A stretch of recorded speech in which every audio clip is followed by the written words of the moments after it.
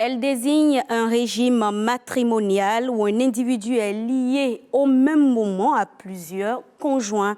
Quand il s'agit d'une femme ayant plusieurs hommes, on parlera de polyandrie. Et quand il s'agit d'un homme ayant plusieurs femmes, on parlera de polygynie. Aujourd'hui, notre débat s'intéresse à la polygamie au XXIe siècle. Une polygamie qui prend aussi parfois la forme de deuxième bureau. On en arrive même à parler entre griffes de tisa et de titulaire. La polygamie, pour ou contre, avantages ou inconvénients, on en parle aujourd'hui au forum de discussion. Coaching numérique, la minute de l'entrepreneur, agriculture rentable, tout est au rendez-vous. Installez-vous confortablement, ça démarre.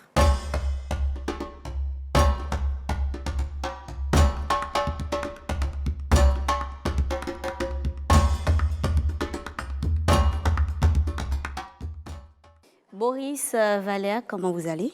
Bonjour, ça va Rebecca? Très bien. Et votre semaine, ça va très bien? Parfaitement bien. La semaine se déroule comment chez les hommes du numérique? Bon, ça va, on remercie le Seigneur. On entre là maintenant en plein pied parce que les fêtes sont presque là. Oui, c'est vrai, c'est vrai. Et dans le milieu de l'agriculture? Ça va. On ne peut pas aller dernière récolte pour stocker. D'accord. Alors, dans la minute de l'entrepreneur aujourd'hui, nous recevons pour vous Vinia Tossou. Vinia Tossou qui est déjà d'ailleurs installée. Vinia, bonjour. Bonjour madame. Comment vous allez? Je vais super bien. D'accord, ça va très bien. Alors tout comme vous, la dernière fois on a reçu Tétuline qui est dans le secteur de l'agroalimentaire. Vous êtes aussi dans ce domaine-là, c'est bien ça. Que faites-vous concrètement? Alors je suis dans le secteur du glacier et de la pâtisserie. Donc tout ce qui a trait avec les gelatos, le ice cream, les glaces italiennes. Les glaces italiennes, mais à la béninoise. Voilà, version béninoise. D'accord. C'est vrai que j'ai vu la vidéo, une petite vidéo, et c'est ça d'ailleurs qui nous a amené à vous inviter par ici, parce que d'habitude on en consomme. Elle a dit d'origine italienne. Vous en consommez aussi les glaces, les Bon, j'aime pas trop ce qui est... Bon, je suis pas trop féru de ça, mais il y a un mot qui a retenu mon attention, c'est gelato. Bon, j'en ai entendu une fois parler. J'espère que ça plaît à ceux qui nous suivent. C'est important déjà. Oui.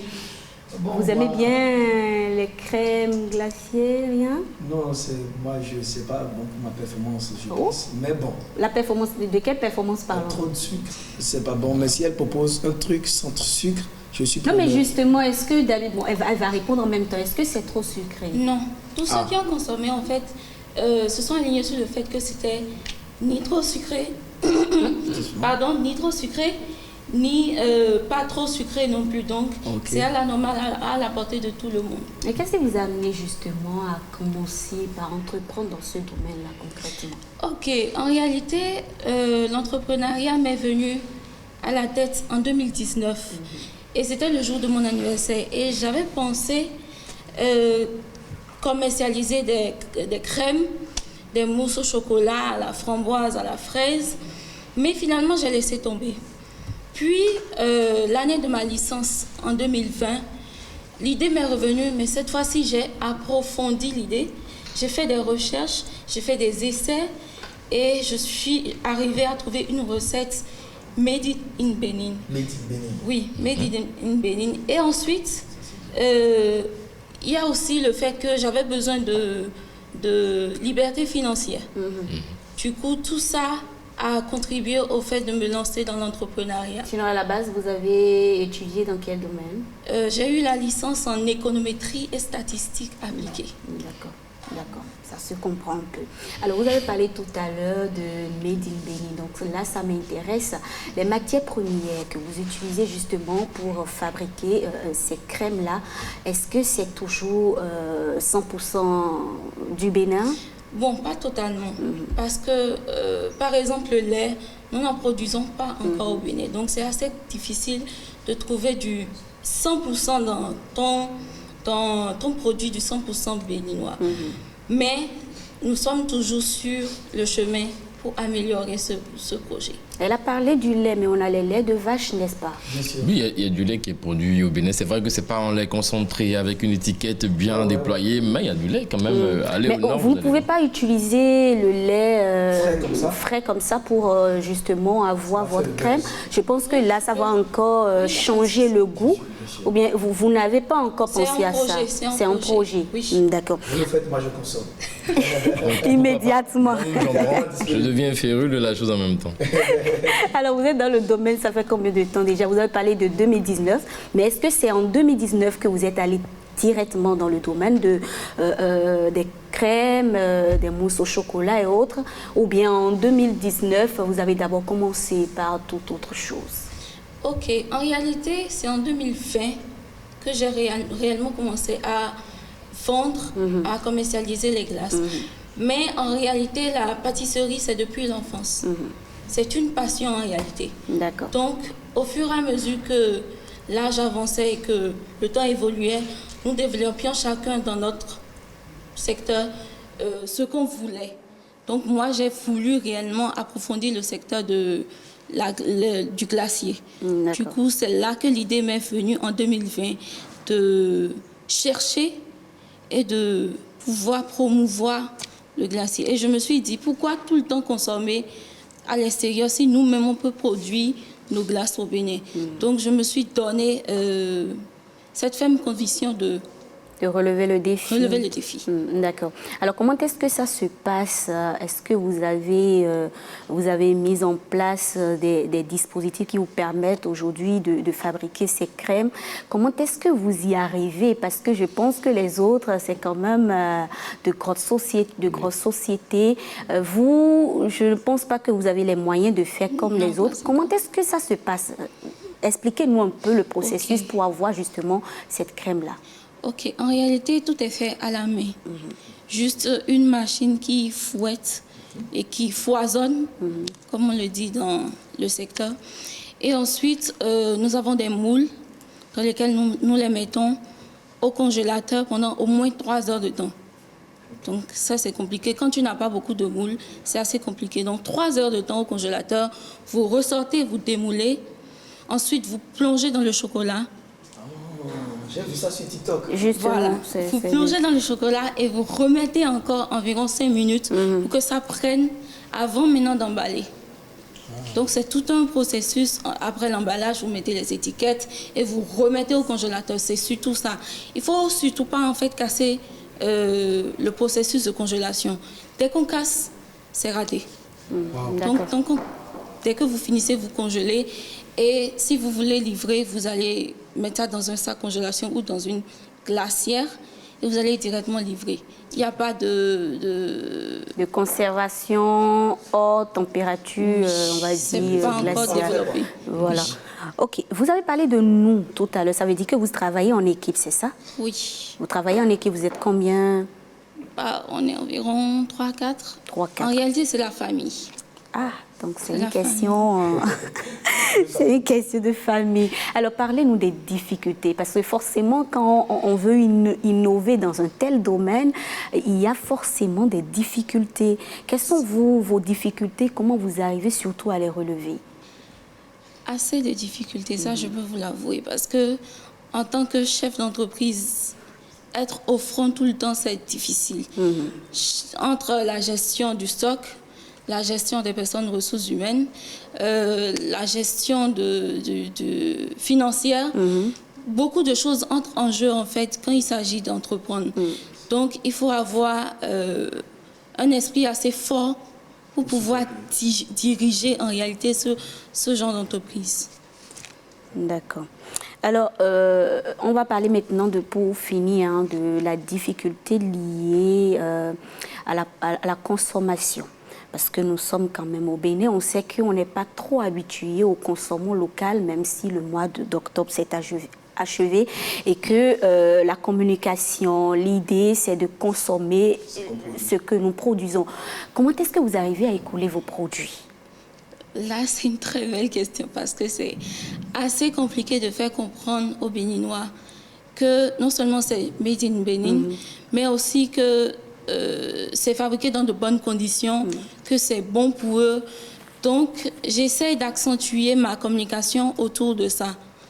J'essaye au maximum de situer ça autour de ça, non seulement autour de la passion, mais aussi, vous pouvez consommer du Made in Bénin. Les produits sont faits au Bénin, n'ayez pas peur, vous n'allez pas avoir quelque chose. J'essaye au maximum de faire tourner ça autour du consommation local. Et ça marche ou bien vous rencontrez beaucoup de difficultés, n'est-ce pas? Et ces difficultés, Boris, selon vous, très rapidement, sont liées à quoi? Est-ce que c'est forcément parce que les gens se doutent des conditions dans lesquelles les crèmes ont été fabriquées, ou il y a d'autres motifs? Au fait, c'est qu'il y a déjà des crèmes existantes. On préfère souvent ce qui vient. Oui, parce que ce qui vient de l'extérieur. Vous savez, même il y a des bananes qui sont, quand vous renvoyez de la France au Bénin, on dit, bon, la couleur, ça me va, la paupière, c'est bien, tout la peau, tout ça. Et on est partant pour ça. Alors qu'en réalité, il y a du beau au Bénin qui se fabrique. Et je pense que par rapport à ça, il faut revoir le côté marketing. C'est vraiment le côté là qui est très important.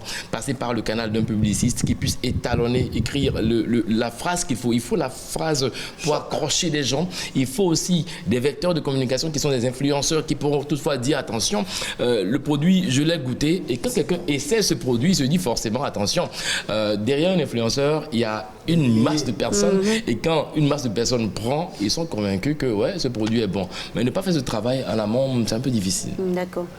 Très rapidement, M. Talagui. Non, moi je n'ai pas de suggestion à faire. L'expert en la matière a déjà parlé. Je crois qu'il faut beaucoup communiquer. Et vous, je vous ai déjà vu une fois sur les réseaux sociaux. Et moi j'avais une question à lui poser. Très rapidement. S'il vous plaît. Et quand vous dites fait à la main, est-ce que vous mettez le fait à la main? Parce qu'aujourd'hui aussi, les gens ont envie de manger des produits faits à la main. La plus belle exemple, c'est quoi? Le plus bon cas, c'est les plus belles voitures au monde qui coûtent cher, sont montées à la main. Les plus belles montres sont faites à la main. Donc si vous mettez ça là en avant, moi je crois que ça va plus marcher que de dire le Made in Bénin. Et aussi penser à ce qu'on a dit nous deux ensemble, quoi, intégrer le lait du Nord. Le lait de vache. Ça va faire... une fierté nationale. Voilà, une fierté nationale, nouveau. Voilà, c'est ça même qui va attirer la curiosité. On va se dire, mais ça va donner quoi? Et en allant découvrir, on se dit que c'est bon, on s'attache, on s'accroche. Comme exemple, moi j'ai pris du fromage au Nord, c'est excellent. C'est le Nord du Bénin. Le lait du Nord du Bénin, c'est parfait. Je me dis, si vous l'expérimentez, vous allez me donner des nouvelles. En tout cas, vous allez revenir par ici pour nous dire si c'était une bonne idée ou pas. Vinia, du courage pour la suite. Hein. On vous souhaite beaucoup de courage. On espère que les Béninois, en tout cas déjà, ça commence par nous sur le plateau. On va l'adopter, ne vous inquiétez pas du tout. Et je suis sûre que les téléspectateurs aussi vont chercher la curiosité, va les amener à s'intéresser à vos produits. Mais vous restez avec nous hein, pour suivre ce cours sur le coaching numérique. Ce sera bien sûr avec Boris Koumayon.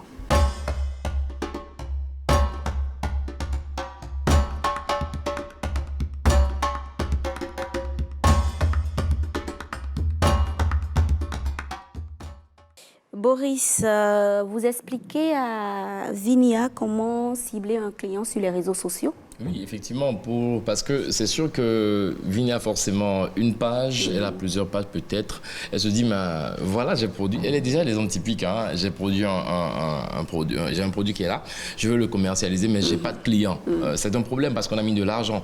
Il est normal de passer par le canal du ciblage. Sur les réseaux sociaux, il y a forcément des millions d'abonnés que vous avez, mais parmi ces millions d'abonnés, il y a forcément un noyau dur qu'on appelle le cœur de la cible. C'est le cœur, mais vous ne les connaissez pas, alors que faut-il faire? Si vous avez 3-4 amis qui sont sur les réseaux sociaux, allez-y, prenez-les comme la frange, c'est-à-dire comme le noyau de cible. Et avec ces gens de personnes, vous commencez par traiter leurs points communs. Les points communs, c'est quoi? Qu'est-ce qu'ils aiment beaucoup prendre? Si vous remarquez que votre produit, le lait, fait partie de ces points communs, c'est que vous êtes sauvé. Alors, quand le lait fait partie de ces points communs, vous allez maintenant essayer de créer ce qu'on appelle un avatar. Un avatar simple, c'est un dessin qui, à votre avis, est peut-être un profil, un client profil idéal, vous descendez maintenant son profil en faisant quoi? En parlant bien sûr de ses critères sociodémographiques, il a quel âge, quel sexe, qu'est-ce qu'il aime manger. Alors, c'est ça. Après ça, vous allez maintenant voir ses centres d'intérêt. Les principaux centres d'intérêt et les secondaires. Vous revenez maintenant sur la voie de la communication. Qu'est-ce qu'il est? Est-ce qu'il suit beaucoup la télévision pour savoir où l'attaquer? Est-ce qu'il suit la radio? Est-ce qu'il est sur les réseaux sociaux? Vous devez connaître ça après ça. Et à côté de ça, vous devez venir maintenant sur ce qu'on appelle les rêves de la personne. Il a envie de manger, être joli, être en pleine forme, proposer votre produit. Alors, quelles sont les difficultés? Est-ce qu'il a les moyens d'acheter ces produits? Donc, après ça, vous avez déjà créé ce qu'on appelle l'avatar. Après, bien sûr, ça, vous allez maintenant venir sur un terrain parce que le premier travail que vous avez fait, on appelle ça segmentation. Après la segmentation, vous venez maintenant sur le noyau. Dans le noyau, vous venez maintenant faire l'avatar. Et maintenant, vous devez réussir à faire quoi? À convaincre votre avatar. C'est une machine qui est debout.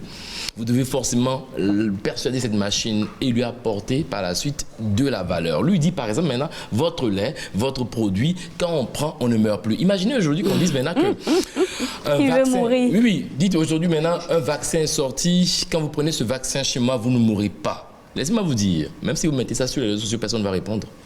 Mais lorsque vous allez maintenant faire le travail de segmentation, définir maintenant le cœur de cible, faire un avatar et laisser le message avec un message choc, vous serez milliardaire en 30 secondes. Parce que quoi? Vous aurez réussi maintenant à toucher une cible. Donc les gens ne le font pas aujourd'hui. Vous allez voir les gens, ils diffusent des informations sur les réseaux sociaux, ils attendent, bras croisés, sans faire le travail au préalable et ils n'ont pas de résultat. Forcément, il faut avoir un avatar avec qui discuter. Peut-être à la maison, votre frère, votre avatar. Vous voulez savoir qu'est-ce qu'il aime manger, vous parlez avec lui. Et normalement, sur le téléphone qu'on a, un téléphone, il y a forcément un avatar qu'on peut définir. Votre père peut être votre avatar. Essayez de discuter avec lui. Il ne comprend pas que c'est le marketing que vous faites. Lui se dit, mais là, elle me dérange. Alors qu'en réalité, vous avez un profil que vous définissez, un produit, un profil client que vous définissez. Je pense que c'est le seul moyen simplement pour cibler et pour rentabiliser sur les réseaux sociaux. D'accord. Et comment ça se fait alors quand vous avez déjà une page et que vous avez des abonnés? Est-ce que vous restez là pour imaginer ce que l'abonné peut aimer, peut vouloir, ses centres d'intérêt, c'est ça? Vous faites quoi? Vous allez directement dans votre base de données, Messenger, vous allez voir, certainement, il y a des gens là avec qui vous écrivez souvent, qui vous répondent souvent. Alors voilà. Là, vous les prenez comme prototype. Okay. Ils sont 4, 5, vous les prenez comme prototype. Vous envoyez le même message pour les 5. Voir comment ils vont répondre pour étudier leurs points communs. Alors, si vous voyez que ça va, on dit d'accord, je vais élargir un peu. Je viens à 10. Et là, je vois maintenant qu'il y a toujours un point commun qui vient, puis d'accord, pas de problème, je prends ça maintenant là, et en fonction de ça, je ne commence pas à travailler. Mais là, c'est des questions que vous leur posez pour voir... Naïvement, vous pouvez dire maintenant, bonjour, comment vous allez? Aujourd'hui, je vous offre maintenant du jus. Il va dire, j'aime pas le jus. Vous allez sur le jus. Là, tout de suite, vous comprenez que elle ou bien lui, on ne doit pas lui proposer de jus. Il n'est pas dans l'ordre de ma cible, il n'est pas dans mon ciblage. Mais si quelqu'un dit, j'adore le jus, allez chercher 5 autres qui adorent le jus. Alors, commençons maintenant pas à discuter avec les gens. Dites maintenant que le jus, c'est gratuit. Vous l'offrez gratuitement aujourd'hui, vous le prenez, vous ne mourrez plus. Déjà, quand c'est gratuit, il se dit, waouh, c'est parfait. Mais vous ne mourrez plus, il dit, d'accord, envoie-moi 20. Parce que personne ne veut mourir. Oui, personne ne veut mourir. Gratos, il va encore acheter. Il va acheter, mais là, il dit, d'accord, est-ce que vous pouvez me garder toute la chaîne? C'est bon. J'essaie de la société. Parce que lui, il est convaincu de quelque chose qui est bien pour lui. Donc, c'est ça, il faut commencer par faire un ciblage sur les réseaux sociaux. Pas diffuser des informations simplement, mais un travail bien stratifié. Voilà. Vinia, le coût, c'est bon? Parfait. Quelles sont les notions retenues? Le bon ciblage. D'accord. La réalisation d'un avatar type à qui tu pourras poser des questions et sur qui tu pourras centrer en réalité toutes les informations qu'il faut pour pouvoir atteindre les consommateurs. Non, le son su. Monsieur Tanakwe, est-ce que vous avez besoin encore de ces notions, même si on ne finit jamais d'apprendre? Je sais que vous êtes sur les réseaux sociaux, mais vous avez retenu quand même quelque chose. Oui, j'ai appris beaucoup de son cours et j'ai appris des choses que je ne connaissais pas. D'accord. Et merci beaucoup, Boris. C'est un plaisir. Boris, merci beaucoup. Vinia, je vous libère donc à présent, encore une fois, du courage pour la suite. Place maintenant au débat.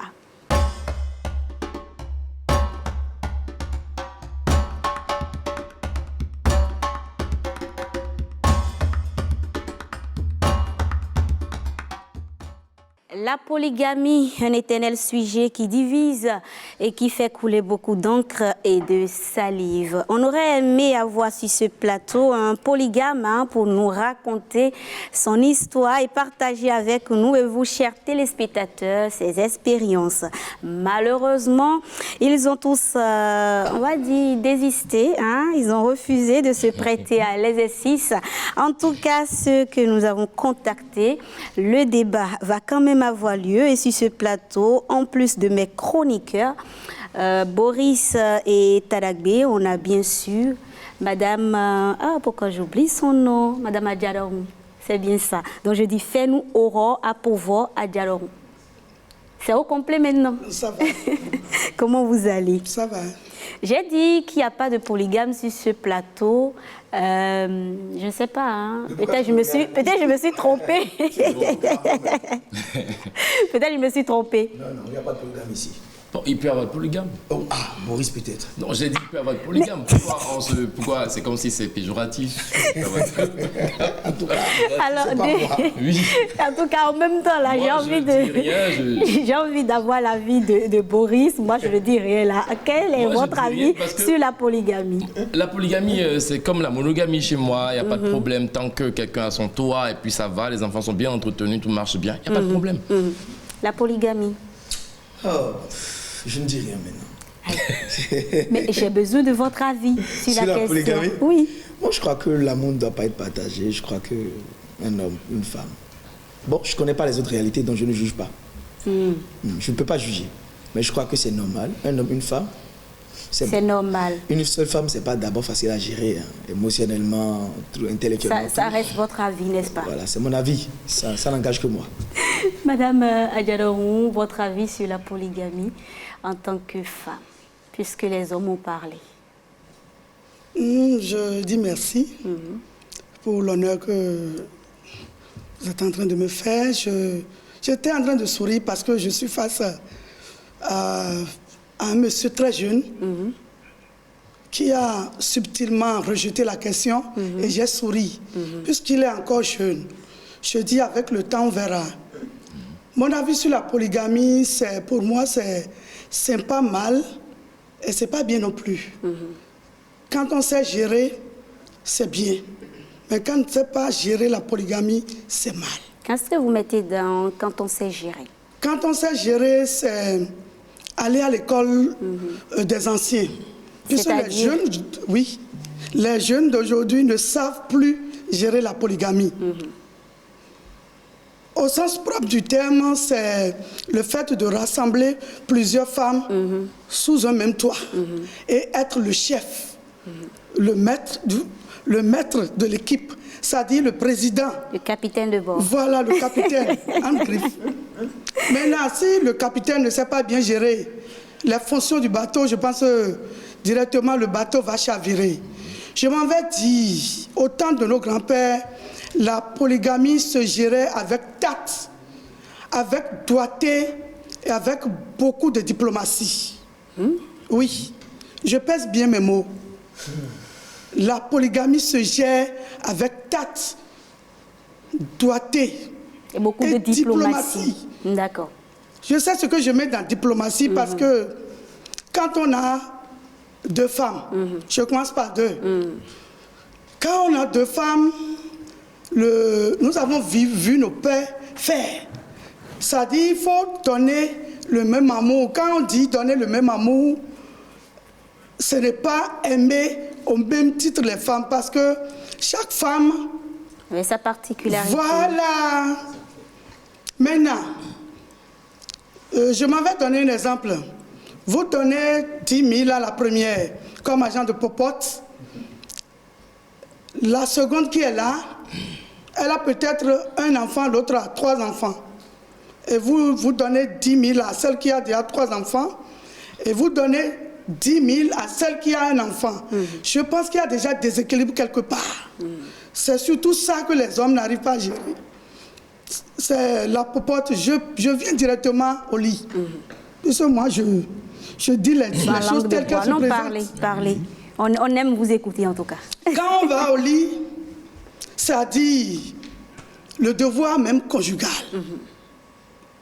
Je pense qu'il y a des hommes qui préfèrent l'une à l'autre. C'est-à-dire, la première peut être bien, elle assure bien, elle est très efficace au lit. La seconde, elle est nulle. Ou c'est la première qui est nulle et la seconde est très efficace. Ma grand-mère me disait, c'est les hommes qui apprenaient aux femmes qui sont en griffe nulles au lit à être efficaces. Pour qu'il y ait la paix dans le foyer. Vous savez, comme moi, que quand il y a compétition dans le couple, oui. Nous les femmes, nous avons nos petites astuces pour mettre l'autre mal à l'aise, pour montrer à l'autre que c'est nous qui existons. Nous avons ces manières-là de faire du mal à celle qui était là, ou celle qui était là, fait tout possible pour dire, ah, donc il y a maintenant compétition, il faudrait que moi-même je me mette en valeur. Et dans ce méli-mélo, nous oublions parfois l'homme. D'accord. L'homme a des problèmes. Quand je dis nous oublions l'homme, ce n'est pas l'oublier comme ça. Je pense que les nuits doivent être partagées. Moi, quand on est au sein d'une famille polygame, voilà. C'est bien ça. Voilà. D'accord, vous allez continuer tout à l'heure. J'ai envie de demander alors à M. Boris, plusieurs facteurs socio-économiques et culturels favorisent la pratique de la polygamie en Afrique. Selon vous, quels sont justement ces facteurs? Déjà, je pense qu'il y a cette volonté d'avoir la paix du cœur de l'homme, parce que l'homme est en permanence quête de la paix du cœur. Vous savez, on ne dira pas que la première, elle est mauvaise. Elle n'est pas mauvaise, parce que l'être que Dieu a créé n'est pas mauvais.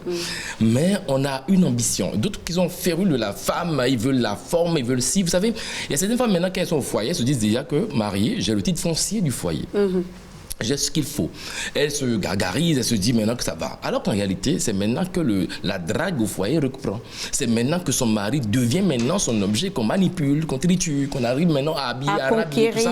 Mais on se dit, on est marié, bon, qu'est-ce qu'on fait encore? Alors que lui, il veut toujours draguer sa femme, revoir certaines vies, revoir certaines vitalités, ce qu'il ne trouve pas. Alors qu'au dehors, il y a une belle rondelle qui est en train de faire des yeux doux et qui arrive simplement à passer les doigts dans ses cheveux, dans son ventre, et puis il est totalement émoussé, il se dit mais quelle vie je suis en train de retrouver, même ma vitalité. Et ça fait quoi? L'homme veut vivre. Tout comme l'homme, la femme, l'homme veut vivre. Et il y a des facteurs aussi je vais au boulot, je rentre à la maison, vous savez, même si l'homme n'est pas le meilleur des hommes, il n'y en aura pas, l'idéal n'est pas sur cette terre, c'est Dieu seul qui le soit. Je pense qu'il rentre à la maison d'abord, même s'il y a un problème, je t'accueille d'abord, viens manger, la journée a été... Maintenant, dans la blague, on aborde les problèmes du foyer. Si tu n'as pas réussi avec diplomatie, cette question revient à le faire, il y a problème, forcément il y aura dehors. D'accord. Alors, Monsieur Tadagbe, pensez-vous que la polygamie a un impact positif ou négatif, on va dire, sur notre société? Alors, déjà, nous sommes sur un plateau de télé, une télévision nationale, donc les choses restent dans les archives. Il ne faut pas que demain me dise, ah, fallait, tu as dit en 2022, à telle heure, devant Rebecca, que voilà, tu ne peux pas être polygame. Ah, alors que, à ce moment-ci... Tu es déjà polygame, tu te défends ça même.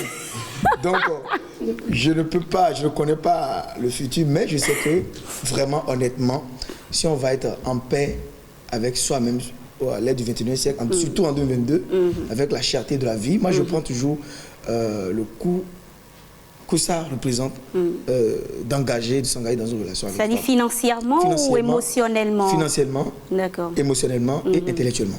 Ce n'est pas facile de gérer une seule femme, parce qu'une femme que tu épouses, ce n'est pas seulement la femme là. Il y a les beaux-frères, la belle famille, il y a ta maman, il y a tout ça, tous ces mondes-là à gérer. C'est les deux familles en fait. Qu'on mélange. Et toi, tu dis que tu aimes cette famille-là, et après, tu vas encore aimer une autre famille.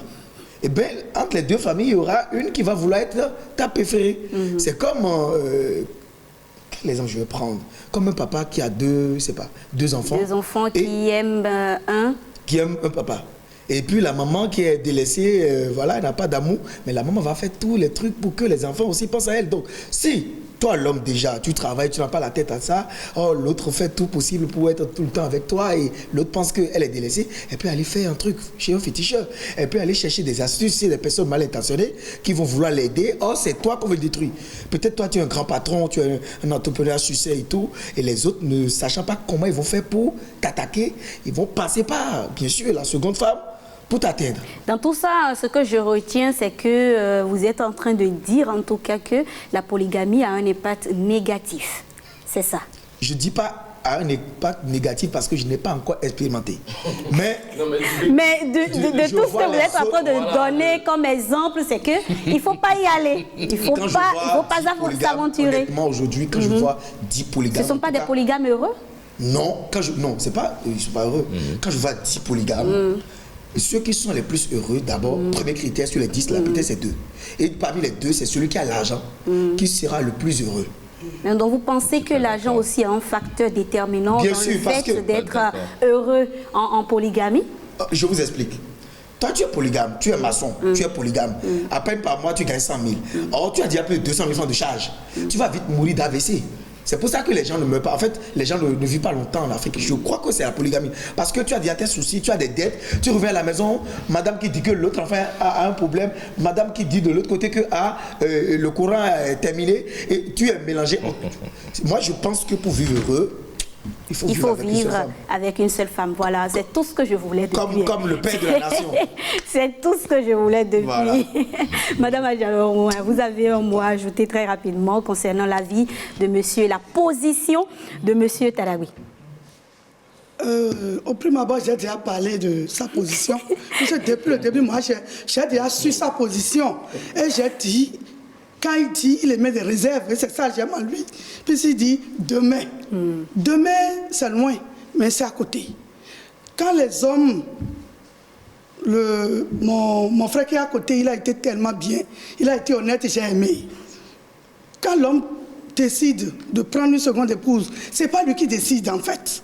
C'est pas l'homme qui dit, je vais prendre une seconde épouse. Non, c'est quand nous qui avons déjà les circonstances, c'est ça. C'est nous, les premières épouses là, qui avons déjà un terrain conquis, qui avons des titres fonciers comme il a dit, qui favorisons, qui nous négligeons parfois. C'est pas tout le temps la négligence. On pense que quand on est déjà à la maison, on a fait des enfants, le monsieur n'a plus besoin de câlin, le monsieur n'a plus besoin d'attention. Et rapidement, le monsieur, comme il a dit, il trouve une rondelle dehors, il jette un coup d'œil, il tombe dedans, on le griffe par-ci, par-là, on l'a chouchouté, et puis, paf, il tombe amoureux. Il est tellement facile aux hommes de tomber amoureux. Madame, pas comme les femmes. Madame, je ne sais pas si Boris veut ajouter quelque chose, parce que je veux quitter ce point-là pour aborder un autre aspect. Oui, moi, ce que je veux dire, c'est quoi? Il ne faut quand même pas oublier qu'aujourd'hui, les statistiques prouvent qu'il y a tellement de femmes, l'ONU l'a présenté, plus de 5 milliards, 300 millions de femmes, contre 2 milliards. Est-ce une raison? Oui, laissez-moi vous dire, ces femmes-là, si vous calculez un peu, vous voyez aujourd'hui... Donc vous voulez dire que... L'homme, normalement, ces femmes-là, elles ne méritent pas d'aller au foyer. Elles ne méritent pas d'être quelque part. Et vous pensez qu'elles sont des prostituées, laissées pour compte? Non. Monsieur Boris, Dieu n'est pas fou. En termes clairs, qu'est-ce que vous voulez dire par là? Je vais dire par là que Dieu n'est pas fou. Dieu sait que ça doit arriver. Et laissez-moi vous dire, aujourd'hui, la femme sort avec la femme. L'homme soit avec l'homme. C'est parce que quoi? Vous faites un rejet de certaines situations que naturellement, qui devrait avoir autant d'Abraham avec combien de femmes? Moïse en avait combien? N'oubliez pas, Dieu n'a pas banni ce monde. Madame Adjaloron, vous êtes responsable de l'ONG Wenoussou. Dans la pratique quotidienne de vos activités, êtes-vous confronté à des situations délicates, fruits de la polygamie? Souvent. C'est surtout ça qui défraie la chronique. Puisque les jeunes d'aujourd'hui n'ont que ce problème-là, parce qu'entre-temps, on s'est vu, on s'est aimé, l'homme m'a promis la fidélité, c'est moi seul, il doit aimer, et on vient dire, madame, mon mari, il a une concubine, il a une femme dehors, je ne peux pas accepter. Et j'ai dit, mais qu'est-ce que tu vas faire? Je suis souvent confrontée à ces histoires-là. Quels sont vos conseils généralement? Mes conseils, je n'ai pas la langue de bois, vous me connaissez. Je sais. Je dis aux dames, ne quittez pas ce foyer parce qu'il y a une concubine dehors ou il y a une rivale dehors. Très bien. Moi, c'est mon premier conseil que je donne parce que la femme est menaçante. La femme dit, ça passe ou ça casse. Je lui dis, si ça casse, tu auras de problèmes ailleurs parce que tu as déjà fait 2 enfants ici et tu vas directement casser un autre foyer. C'est ce que je dis et tout le monde me connaît pour ça. Tu quittes l'homme, le jeune homme que tu as épousé et qui se dit monogame mais qui n'est pas en fait monogame, qui a des maîtresses dehors ou qui s'est marié et qui est venu te le dire. Mais si tu quittes ce monsieur-là avec 2 enfants, penses-tu que tu vas encore trouver un jeune homme dehors, célibataire? Mais c'est faux. Mais est-ce que c'est pas mieux alors de faire un choix conséquent dès le départ, parce que je sais que c'est un polygame, donc je m'engage, je fais ce choix, plutôt que d'être avec quelqu'un qui se dit, comme vous l'avez dit tout à l'heure, monogame et en réalité ne l'est pas. Mais là, je sais que c'est un choix et je sais dans quoi je mets mes pieds. Voilà, ça c'est le raisonnement des Blancs. Voilà. Excusez-moi le terme. Très bien. Nous sommes en Afrique et je suis béninoise. C'est ça. Je dois parler des réalités de mon terrain. C'est ça. En Afrique, chez nous, c'est la polygamie. On ne va pas se leurrer. On ne va pas se cacher. Les hommes monogames aujourd'hui sont tous polygames. Hein? Ils ne le disent pas. Comment ça? Non, non, laissez-moi. Laissez-moi. Les hommes qui se disent monogames, les beaux parleurs, allez-y voir, leur derrière. Ils ont des tas de femmes derrière, qui ont même des enfants. Moi, je demande aux hommes, je demande aux femmes agressives, les femmes extrêmement jalouses, excusez-moi le terme, parce que c'est normal d'être jalouse. Mais je leur demande de mettre un peu de l'eau dans leur vin. Parce qu'il vaudrait mieux savoir si on a des rivales au dehors. Parce que les rivales de dehors nous connaissent, mais nous ne les connaissons pas. Et les hommes sont dans ça. Ils aiment vivre dans ça. Puisque tu ne leur as pas donné l'occasion. Et quand on commence par raisonner de la sorte, l'homme dit, mais je risque de casser mon foyer. J'ai promis. Et on va jusqu'à... Il y a des hommes qui végètent dans le mensonge et vont jusqu'à la table sainte. Ils vont à la mairie, moi je dis, c'est encore chose, mais ils vont à la table sainte, ils se disent croyants, et on te met la bague, on te promet la fidélité, je te promets la fidélité tout au long de notre vie, mais c'est du mensonge. Mais est-ce que vous ne vous dites pas que ce qui se passe généralement au sein des couples, surtout avec les femmes, je suis sûre que celles qui viennent vous voir vous racontent cela. Est-ce que quand on est avec un homme et on se dit qu'on est seul, légalement marié à cette personne, je pense qu'on a tendance à se dire, ben, je préfère être la seule légalement mariée plutôt que nous soyons 2 ou 3 légalement mariés. Vous rencontrez aussi ces gens de témoignages? Oui, on en rencontre depuis la dernière loi qui a été votée, qui favorise plus les femmes qui sont légalement mariées. Pour moi, le problème ne se pose plus. Je peux avoir 10 rivales. Si je suis, du moment où je suis légalement mariée. Légalement mariée, mais j'ai tous les droits. Seulement que les enfants du dehors ont aussi le même droit que les enfants qui sont à l'intérieur. Ah bon? Mais toutes les femmes de dehors qui ne sont pas légalement mariées, mais c'est à leur risque et péril. Mais cette loi nous protège, c'est pourquoi moi j'ai dit il n'y a pas match. Donc aujourd'hui, en fait, on préfère être dans une famille polygame, mais là, être légalement marié. D'accord. Donc en même temps, Boris, je vous demande, faut-il aujourd'hui mener une lutte contre le phénomène ou l'accepter, ou quelle devrait être la position de la société sur la question? Je pense qu'il faut l'accepter, pour moi, parce qu'une lutte comme ça, vous allez donner valeur à la prostitution déguisée. Aujourd'hui, vous allez voir, il y a des hommes qui sont là, qui ont des filles qui pouvaient se marier depuis longtemps, mais parce que c'est de l'argent, on les entretient chaque fois. Elles sont là en dépôt, comme des objets. On les utilise à des fins ludiques, on veut s'amuser, juste ça, mais on ne leur offre jamais le foyer. Elles sont là, en dépôt, on vient s'amuser, on ne veut pas qu'elle tombe enceinte. Mais pourquoi, si tu l'aimes, mais il faut la prendre comme deuxième femme. Moi, je dis félicitations à ceux-là qui font le courage de dire, fais-moi enfant, tu es ma deuxième femme, et qui s'en chargent réellement. Que de la mettre en dépôt, de la prendre comme un objet. Mais est-ce que celle qui est au dehors, justement, elle est consciente de sa position, n'est-ce pas? Ce qui serait meilleur, c'est quoi? Mais est-ce qu'elle vous a dit qu'elle veut forcément avoir d'enfants? Non, c'est parce que quoi? C'est parce que quoi, il y a certains hommes qui veulent préserver certaines choses. Vous savez, personne ne choisit d'être polygame. Il y a des faits de la vie qui vous poussent à cela. Personne n'en veut. Laissez-moi vous dire aujourd'hui, tel que M. Talagbe le dit, mais moi j'ai peur de lui parce que c'est un opérateur économique. Laissez-moi vous dire, du jour au lendemain, il tombera sur quelque chose, il va dire mais c'est pas possible. Il ne saura pas quand il le fera, mais seulement qu'il faut faire quoi? Il ne faut pas prendre des femmes. pour en faire des objets sexuels, des machines, à qui on loue des chambres, on paie de l'argent par mois, elles ont le chic, elles ont les mèches brésiliennes et tout ça, mais jamais elles n'ont le mariage, jamais elles n'ont le toit. C'est les utiliser à des fins qui ne sont pas prêtes, qui c'est pas bien, c'est pas normal. Monsieur Talagbe, vous êtes apparemment le seul. Ils ont deux comptes, moi. Ils sont en train de défendre. Même les jeunes filles d'aujourd'hui adorent ça. Elles adorent les hommes mariés. Je les reçois en longueur de journée. Oui, mais elles adorent les hommes mariés. Elles ça dit qu'elles veulent forcément entrer dans le couple. Elles veulent entrer dans le foyer parce que monsieur à côté a dit, mais là j'avance.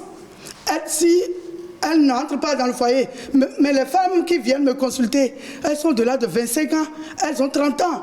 Elles ont envie de fonder un foyer. Elles me disent même, madame, je suis prête à être reléguée dans un coin, mais au moins que l'homme reconnaisse que je suis sa femme et que je lui fasse au moins un enfant. Est-ce que l'âge doit être un facteur déterminant pour se mettre dans un foyer de polygamie? Le problème, c'est ailleurs.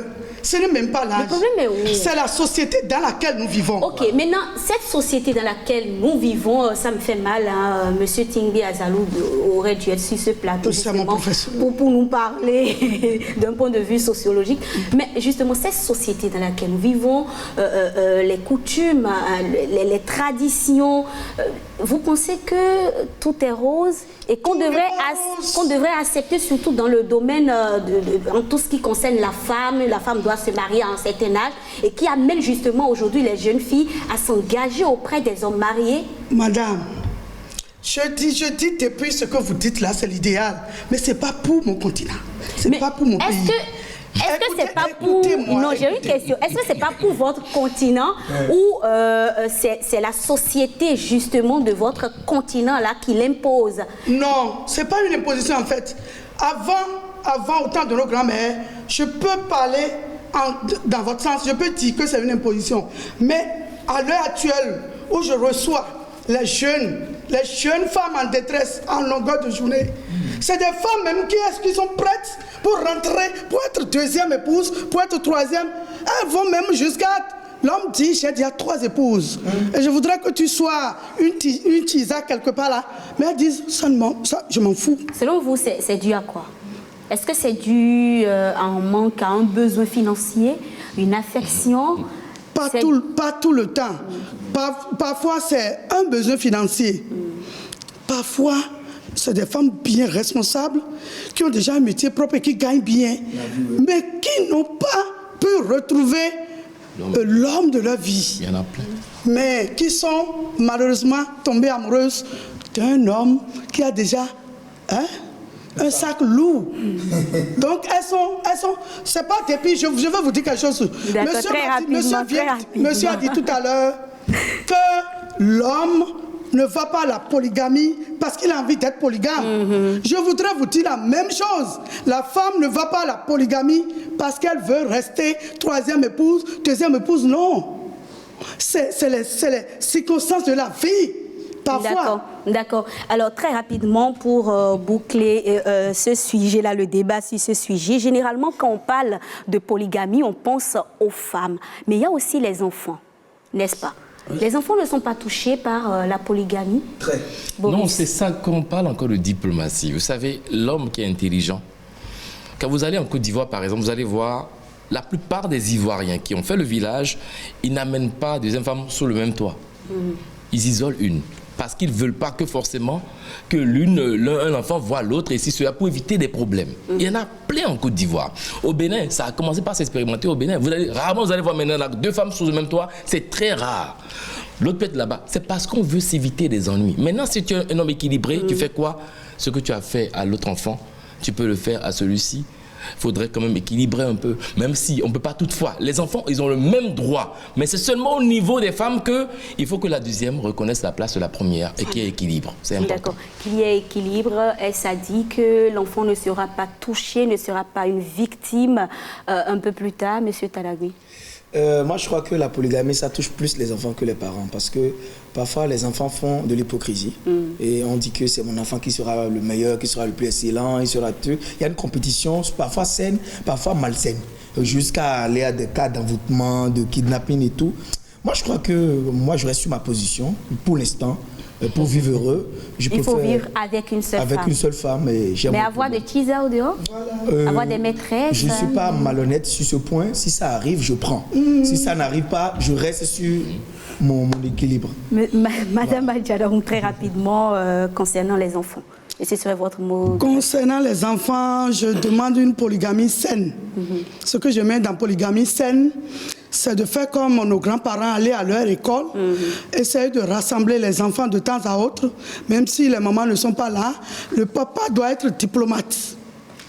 Ça là, c'est clair. Et de temps en temps, organiser de petites fêtes pour que les enfants puissent se connaître, même s'il y a quelquefois de l'hypocrisie, comme l'a dit mon frère Taraguela, les enfants sont touchés. Mais c'est à nous les parents de savoir mener le jeu pour qu'il y ait équilibre. À nous les parents, je pense que vous êtes en train de parler beaucoup plus des femmes. Voilà, puisque c'est nous qui éduquons les enfants, c'est nous qui leur inculquons le meilleur. Donc c'est à nous de comprendre et d'accepter ce que la vie nous donne. Moi, j'accepte ce que la vie me donne. En tout cas, quand on vous écoute, on sait déjà ce que la vie vous a donné, ce que vous avez accepté. Merci à vous pour ces réponses. Une chose est sûre en ce qui concerne la polygamie, chacun a son avis sur la question. Pour certains, c'est un choix. Pour d'autres, il faut simplement subir. En tout cas, quelle que soit votre position, je vous souhaite du courage. Il est l'heure de recevoir notre coach en agriculture rentable, d'ailleurs qui est déjà sur place dans sa pousse.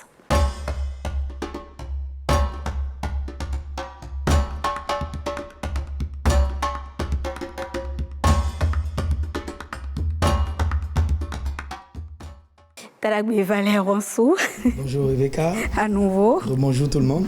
Alors, je ne sais pas, qui n'aime pas les escargots sur le plateau ici, surtout quand ils sont frits, avec du piment. Mais pour en arriver là, il faut d'abord produire. Il faut produire. Et on en parle aujourd'hui. Ouais. Alors, bonjour chers amis téléspectateurs. Aujourd'hui, nous allons parler de la position des gastéropodes. Je veux parler des escargots géants d'Afrique. Déjà, il faut savoir que nous avons plusieurs espèces d'escargots qu'on produit, tels que les Achatina madinata, Achatina folica, ainsi de suite. C'est du chinois ou quoi? Bon, c'est... Achatina. C'est le nom scientifique. Achatina. C'est comme le nom d'un pain chez mon village, je sais pas. Non, en fait, ça permet aux Chinois, à l'hindou ou bien à l'américain de connaître de ce dont je parle. Quand vous donnez le nom scientifique, que ce soit d'un animal ou d'une plante, tout le monde entier doit le savoir. Parce que c'est universel. Okay. Donc quand on prend par exemple le papaye, c'est Carica papaya. Donc quand tu dis Carica papaya à un Chinois, il sait que tu parles de papaye. En même temps de quoi tu parles. Mais quand tu dis papaye, il va dire quoi ce filou-là. Donc on va parler de la position des escargots. Et aujourd'hui, c'est une formation que je vous donne en même temps à Rebecca, à Boris, à tout le monde et au caméraman. Ça n'a pas besoin de beaucoup de moyens. Et d'ailleurs, j'offre une formation gratuite. Quand on finit d'acheter une moto neuve là, souvent les motos viennent avec des caisses. Ou bien, et s'il n'y a pas les caisses de moto déjà achetées, vous avez des menuisiers dans vos quartiers. Vous leur dites de vous faire des caisses avec 4 trépieds. Les trépieds, c'est pour créer la suspension entre le sol et la caisse, et le fond de la caisse. Dans cette caisse, vous irez sur un tas d'ordures, un tas d'immondices ou dans une carrière de terreau. Vous allez acheter 50 kilos de terreau. Ces 50 kilos de terreau là, vous allez les stériliser. En quoi faisant? Vous allez mettre une grosse marmite sur le feu. Vous versez les 50 kilos dedans et vous chauffez à 100 degrés. Rebecca, à ton avis, qu'est-ce que ça va faire? Pourquoi je fais ça?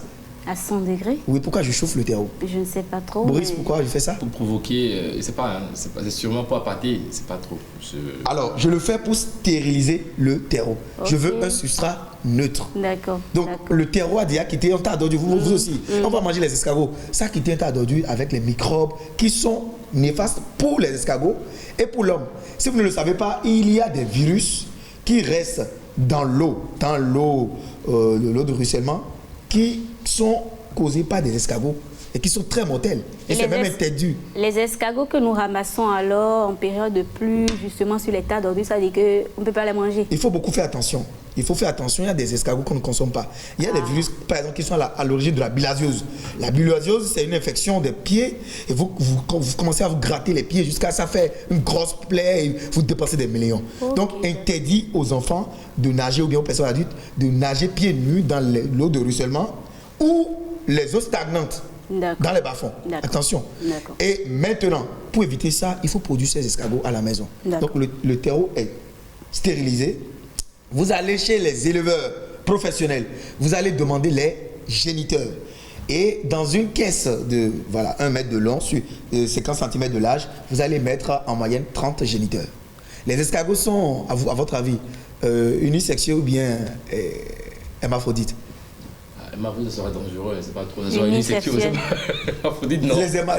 Les escargots sont des hermaphrodites. C'est dangereux. Donc, c'est pas dangereux. Les escargots surtout ont les deux organes de reproduction mâle et femelle en même temps. Donc, quand vous prenez les géniteurs, vous commencez par leur donner à manger quoi? Les résidus, les résidus de la cuisine. Attention, ne donnez pas les tomates, ne donnez pas comment on appelle l'ananas. Mais les légumes, concombres, choux et carottes, les escargots en raffolent. Ça veut dire que quoi? Vous créez une seconde vie à vos résidus, de cuisine. Quand je fais de la salade à monsieur, les résidus là, au lieu de les jeter à la poubelle et de payer pour la société qui est chargée des ordures, j'optimise ces déchets-là et je donne aux escargots. Mes escargots géniteurs vont commencer par pondre des œufs immédiatement. Si c'est les géniteurs, déjà 2 jours après là, ça commence à pondre des œufs. Et ces œufs vont éclore autour d'une semaine à 10 jours. Quand il y a éclosion, vous avez en un laps de temps des milliers de bébés escargots. Et ces milliers de bébés escargots, vous n'êtes plus obligé d'aller chez un géniteur acheter. Vous allez créer d'autres caisses et vous allez les sevrer au fil du temps. Et banalement, sur votre dalle ou sur votre terrasse, vous allez avoir banalement 10 à 15 caisses. Et vous allez devenir un éleveur professionnel. Figurez-vous, un géniteur escargot est autour de 500 francs CFA. Qui peut nous donner le coût de la quarantaine d'escargots gros, ce qui est bien gros là? Moi, en mathématiques, franchement, c'est pas... Bon, c'est pas les maths. L'escargot, ils vendent la quarantaine au marché, maman. Oui, 40. 40 au marché, 40. Madame, à votre avis, combien vous l'achetez? Ah, mais ça varie, hein? Oui, voilà. bien gros. Oui. Ça peut aller même jusqu'à 25 000 parfois. Très bien. Donc, 40 escargots à 25 000. Il y en a même jusqu'à 40 000. Oui. Ça dépend. Vous savez à quel prix vous l'achetez dans les restaurants. Alors, je prends 25 000 de Rebecca. Vous avez commencé avec 30 escargots. En 3 mois, maximum, vous avez plus de 1000. D'accord? Vous les nourrissez avec les déchets de votre cuisine. Faites-moi 1000 divisé par 25. On a combien pour aller très vite? Parce que le temps est parti, hein, pour aller vite. On a combien? 40. 40, ok? 1000 divisé par 25, on a 40 en moyenne. 40 fois 25 000, ça fait combien? C'est beaucoup d'argent. Vous voyez, banalement, on est autour de nous, on ne sait pas qui a beaucoup d'argent. Les escargots, c'est un truc que Dieu a donné, c'est naturel, ça se produit facilement. Et avec une caisse terreau stérilisée, les déchets de la cuisine, vous arrivez à élever. Attention! Il y a un ennemi dangereux pour l'escargot, ce sont les fourmis. Donc, pour créer un abri sécurisant pour les escargots, il faut utiliser l'huile de vidange de nos voitures.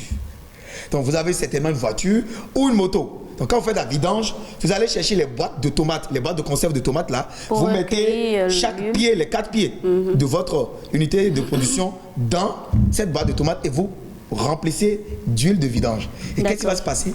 Quand les fourmis auront tendance à être attirées par la nourriture des escargots, ben, elles seront piégées dans l'huile à moteur et puis vos géniteurs seront jouer. Taragbe Valère Ronceau, merci beaucoup. Je n'ai pas fini, il reste une petite chose, Rebecca, s'il te plaît. Très rapidement. Le jackpot dans l'élevage des escargots, c'est quoi? C'est la bave d'escargot. Le litre de bave d'escargot coûte 1000 €. Ça sert à quoi? 650 000 francs. La bave d'escargot, à votre avis, qu'est-ce que ça fait? Ah oui, produits cosmétiques. Très bien. Oui, donc c'est très fortement utilisé dans... C'est aphrodisiaque aussi. Bien sûr. Voilà, 1000 € le litre de bave d'escargot. D'accord. Dès lors, voilà, donc c'est ça. D'accord, ok. Bon, c'est le côté aphrodisiaque là que qui vous intéresse. J'aurais aimé mieux comprendre, mais on n'a plus le temps. L'escargot, j'aurais aphrodisiaque. Ah, c'est ça? Non, Je dis pas faut ça, juste- je blaguais, c'est pas Ok, une blague. d'accord. Résidu de banane. Et le tout est joué. Et puis, banane C'est pour les plantain. femmes ou les hommes? C'est bon surtout pour les hommes. Ah bon? Je demande aux femmes d'aller voir. Mais quand, Monsieur Tarabé, Se voir là-bas. c'est fini. elle a parlé, on n'a pas entendu le Maurice, couplet, c'est ça non, qui est non, difficile. non, Les c'est bananes fini. plantains non mûres. D'accord, c'est bon. Maurice, c'est fini. Je vais vous attraper après l'émission. Tarabé Valère Wansou, merci beaucoup pour ce cours en agriculture rentable. Ça nous fait plaisir par ici. Fais-nous aura à Pauvre, Wenoussou, épouse donc. Pourquoi j'oublie toujours le nom? Adjalo. Fais-nous, c'est bon. Merci beaucoup. Et on a aimé votre intervention sur le plateau. Franchement, C'était un plaisir. je pense que je vais vous inviter le plus souvent par ici. Elle est très, très intéressante. plaisir Maurice, partagé. un plaisir, comme d'habitude, de t'avoir reçu par ici. Et ce numéro de votre émission se referme. Merci de l'avoir suivi. Prochain rendez-vous, c'est déjà demain à 12h. Bye bye.